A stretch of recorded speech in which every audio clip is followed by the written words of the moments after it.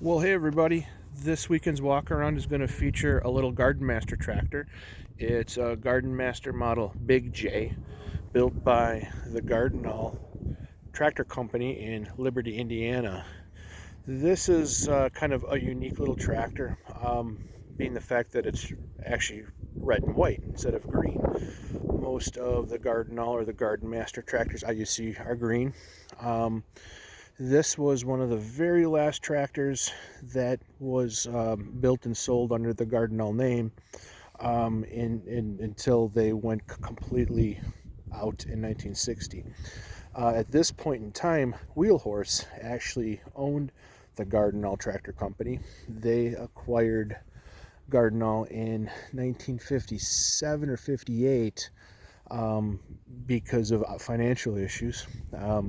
Wheelhorse was more just interested in the assets of Gard'n, meaning the building being in such close proximity to a Wheelhorse and some of the tooling equipment and things like that. They had no interest in tractors, but they figured they would build and sell as many tractors as they had components to build them with.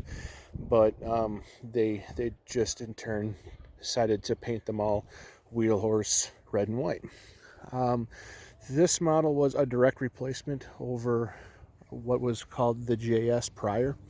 It's powered by a Briggs & Stratton Model 23 FB engine, but it's a little bit unique in the fact that it's a 23R6, which means it's got a 6-to-1 ratioed gear reduction housing. It's got the Briggs engine with the 6-to-1 gear reduction with a twin disc clutch that's actually hand operated. It really works slick in the fact that you don't have to find a spot to stick your feet.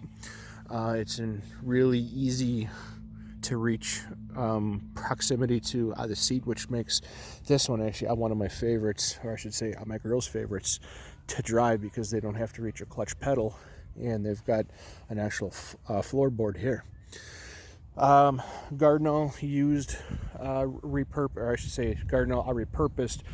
Chrysler components such as the rear end and transmission, and it's a Chrysler rear end. But what's sort of odd is to get it to turn the right rotation, they actually flip the differential upside down, and on these tractors they're prone to leaking for very obvious reasons.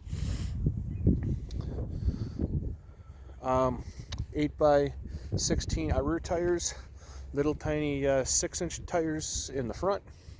But overall, for a small, short garden tractor, it's really stocky. It's about 800 pounds. It's geared very low. It's got a lot of pulling power, but yet it's still relatively small. It's easy to get on and off of, and certainly unique, makes it fun at shows. These last red and white Gard'n are, I would consider, very rare. They didn't build very many because they only built them for about 2 years, and it was all out of extra parts as an afterthought. This was the biggest of 3 models that they offered at the time, which would have included the Pup, the Bulldog, and this Big J. Currently, there's 5 known surviving Big J's that I'm aware of. This particular example, I purchased from a renowned collector named Larry Greener in Indiana.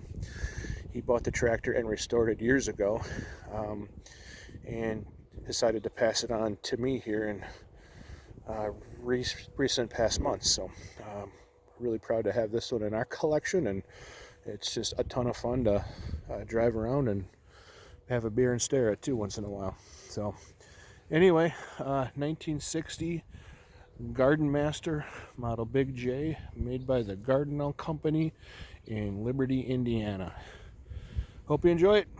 As always, have a good weekend. Thanks. Bye.